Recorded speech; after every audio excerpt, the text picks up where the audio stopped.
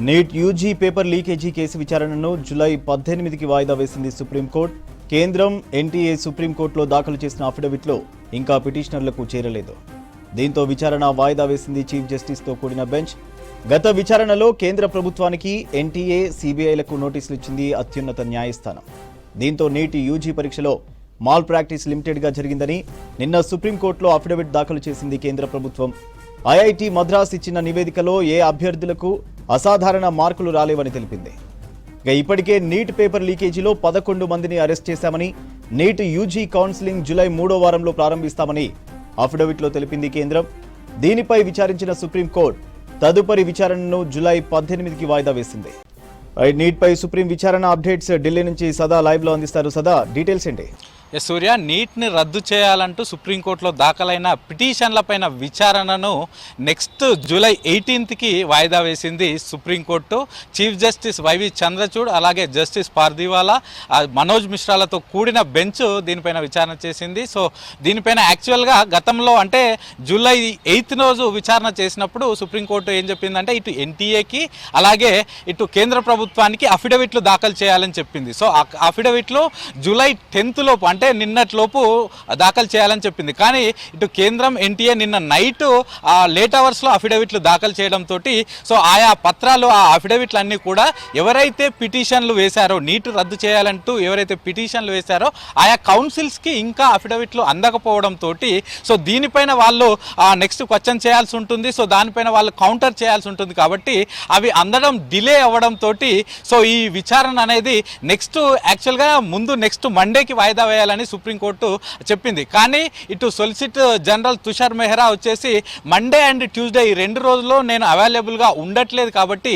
వెడ్నెస్డేకి ఈ విచారణ అనేది పోస్ట్ పోన్ చేయాలంటూ ఇటు ఎస్జీ సొలిసిటర్ జనరల్ కోరారు. కానీ వెడ్నెస్డే రోజు అటు మొహర్రం పండుగ వస్తుంది కాబట్టి ఆ రోజు హాలిడే కాబట్టి నెక్స్ట్ థర్స్డే అంటే వచ్చే 18కి సుప్రీంకోర్టు ఈ నీట్ యూజీ పైన విచారణని వాయిదా వేస్తూ ప్రకటించింది. సో యాక్చువల్గా మొన్న జూలై 8 రోజు విచారణ జరిగినప్పుడే ఆ రోజు ఆల్మోస్ట్ 3 అవర్స్ పాటు విచారణ జరిగింది. ఒకవైపు ఇటు కేంద్ర ప్రభుత్వం ఎన్టీఏ అలాగే సిబిఐ విచారణ చేస్తే ఆపోజిట్లో నీట్ రద్దు చేయాలంటూ 38 మంది పిటిషన్లు వేశారు. కాబట్టి ఆ పిటిషనర్లందరినీ కూడా మీరంతా కలిసి ఒక 3 మెయిన్ కౌన్సిల్స్ కలిసి ఒక 10 పేజీల రిప్రజెంటేషన్ మీరు ఇవ్వండి, కేవలం 3 మాత్రమే నెక్స్ట్ హియరింగ్లో మీరంతా దీనిపైన వాదించాలంటూ కూడా సుప్రీంకోర్టు చెప్పింది. సో వాళ్ళందరికీ ఇప్పుడు ఈ కేంద్రం అలాగే ఎన్టీఐ ఫైల్ చేసిన ఈ అఫిడవిట్లు వాళ్ళకి ఇంకా చేరలేదు కాబట్టి వాళ్ళకి టైం కావాలి కాబట్టి దీన్ని పోస్ట్ పోన్ చేస్తున్నట్లు సుప్రీంకోర్టు కూడా ప్రకటించింది. ఇక మరోవైపు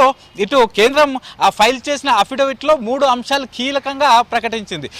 దాంట్లో మొదటిది ఇటు దేశవ్యాప్తంగా జరిగిన ఈ నీట్ ఎగ్జామ్లో ఈ మాల్ ప్రాక్టీస్ అనేది వీళ్ళు లీకేజ్ అనట్లేదు. సుప్రీంకోర్టు వచ్చేసి పేపర్ లీకేజ్ అయిందని స్పష్టంగా చెప్తే వీళ్ళు మాత్రం కేంద్రం మాత్రం ఇది లీకేజ్ కాదు, కేవలం మాల్ ప్రాక్టీస్ జరిగింది. ఆ మాల్ ప్రాక్టీస్ కూడా అన్ని ప్లేసెస్లో వైడ్ స్ప్రెడ్గా జరగలేదు, కేవలం లిమిటెడ్గా జరిగింది. ఆ లిమిటెడ్గా జరిగిన ప్లేసెస్ని ఆల్రెడీ ఐడెంటిఫై చేసి ఇప్పటికే సిబిఐ 11 మందిని అరెస్ట్ చేసిందంటూ కూడా దానిలో క్లియర్గా మెన్షన్ చేశారు. సో దీంతో పాటు చాలామందికి ర్యాంకులు ఎక్కువగా వచ్చాయని చెప్తున్నారు. కానీ మేము ఐఐటి మద్రాస్ తోటి ఒక రీసెర్చ్ కమిటీ వేసి వాళ్ళ ద్వారా మేము ఈ డేటా అనలిటిక్స్ చేయించాము. సో దానిలో వచ్చిన రిజల్ట్ ఏంటంటే వాళ్ళు ఇచ్చిన రిపోర్ట్ను కూడా ఈ అఫిడవిట్లో యాడ్ చేశారు. సో ఆ రిపోర్ట్లో ఈ డేటా అనలిటిక్స్ రిపోర్ట్లో వచ్చింది ఏంటంటే సో దేశవ్యాప్తంగా అన్ని ప్లేసెస్లో అన్ని సెంటర్స్ అలాగే అన్ని ఇటు సిటీస్లో ఈ ర్యాంకులు అనేటివి పెరుగుకుంటూ పోయాయి. అది 550 నుంచి 720 మార్కుల మధ్య వచ్చిన వాళ్ళలో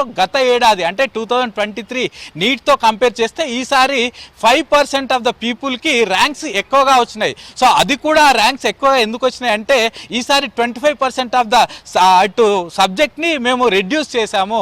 ఆ 25% సిలబస్ని తగ్గించడంతో వాళ్ళందరికీ ఈసారి ర్యాంక్స్ ఎక్కువగా వచ్చినాయి. ఈ మాల్ ప్రాక్టీస్ వల్ల కాదంటూ కూడా ఈ కేంద్రం సమర్పించిన అఫిడవిట్లో పేర్కొంది. ఇక దీంతో పాటు మే 5కి ఎగ్జామ్ జరిగితే మే 4th రోజే ఇటు టెలిగ్రామ్లో ఈ క్వశ్చన్ పేపర్ లీక్ అయిందంటూ ఒక వీడియో సోషల్ మీడియాలో బాగా సర్క్యులేట్ అయింది. కానీ ఆ వీడియో అంతా కూడా ఫేక్ అని చెప్తూ ఇటు అఫిడవిట్లో వీళ్ళు క్లియర్గా మెన్షన్ చేశారు. ఎందుకంటే సైబర్ సెక్యూరిటీ ఫోరెన్సిక్ ల్యాబ్ని ఆ ల్యాబ్కి ల్యాబ్కి ఈ వీడియోని మేము పంపించి టెస్ట్ చేస్తే సో అందులో ఆ వీడియోలో అలాగే అందులో వచ్చిన స్క్రీన్ షాట్స్లో వాళ్ళు మెన్షన్ చేసిన డేట్ అంతా కూడా ఫ్యాబ్రికేటెడ్, అదంతా కూడా వాళ్ళు యాడ్ చేసిందే తప్ప అది ఒరిజినల్ వీడియో కాదు, అదంతా ఫ్యాబ్రికేటెడ్ అంటూ కూడా ఈ అఫిడవిట్లో కేంద్రం ప్రకటించింది. ఇక దీంతో పాటు నెక్స్ట్ కౌన్సిలింగ్ విషయం పైన కూడా చెప్పింది.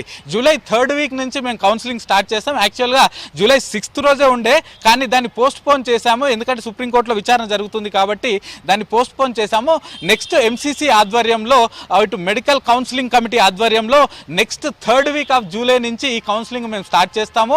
అలాగే ఇప్పటి వరకు ఈ పేపర్ మాల్ ప్రాక్టీస్ జరిగిన దానివల్ల ఎవరైతే అభ్యర్థులు లబ్ధి పొందారో సో వాళ్ళ విషయాలు మా దృష్టికి వస్తే వాళ్ళకి అడ్మిషన్ రాకుండా తీసుకుంటాం. అలాగే మరోవైపు CBI కూడా దీనిపైన ఇన్వెస్టిగేషన్ చేస్తుంది కాబట్టి వాళ్ళకు మేము రిఫర్ చేస్తామంటూ కూడా ఇటు అఫిడవిట్లో కేంద్రం పేర్కొంది. అయితే ఈ కౌన్సిలింగ్ కూడా మొత్తం 4 రౌండ్లలో చేస్తాం కాబట్టి ఈ ప్రాసెస్ అంతా ఆల్మోస్ట్ 1.5 month పడుతుంది. సో ఈ 1.5 monthలో ఎంతమంది అభ్యర్థులు లబ్ధి పొందారో ఈ మాల్ ప్రాక్టీసెస్ ద్వారా సో వాళ్ళు ఐడెంటిఫై అయితే వాళ్ళకి అడ్మిషన్ రాకుండా చేయడంతో పాటు CBI ద్వారా లీగల్ చర్యలు తీసుకునే అవకాశం కూడా ఉంటుందంటూ కూడా ఈ అఫిడవిట్లో వీళ్ళు మెన్షన్ చేశారు. సో ఈ అన్ని అంశాలపైన ఇటు ఈ సుప్రీంకోర్టు దీనిపైన విచారణ చేయాల్సి ఉంటుంది. అలాగే దీంతో పాటు నెక్స్ట్ కౌన్సిల్స్ ఎవరైతే పిటిషన్ వేశారో ఆయా కౌన్సిల్స్ కూడా దీనిపైన కౌంటర్ వేయాల్సి ఉంటుంది. సో ఈ అన్ని అంశాలపైన విచారణ చేయాల్సి ఉంది కాబట్టి సో నెక్స్ట్ జూలై 18కి ప్రస్తుతానికైతే నీట్ UG ఈ రీటెస్ట్ లేకపోతే రద్దు చేయాలంటూ వేసిన పిటిషన్ల పైన అయితే జూలై 18కి మళ్ళీ విచారణ చేస్తామంటూ కూడా సుప్రీంకోర్టు చీఫ్ జస్టిస్ బెంచ్ ప్రకటించింది. సూర్య.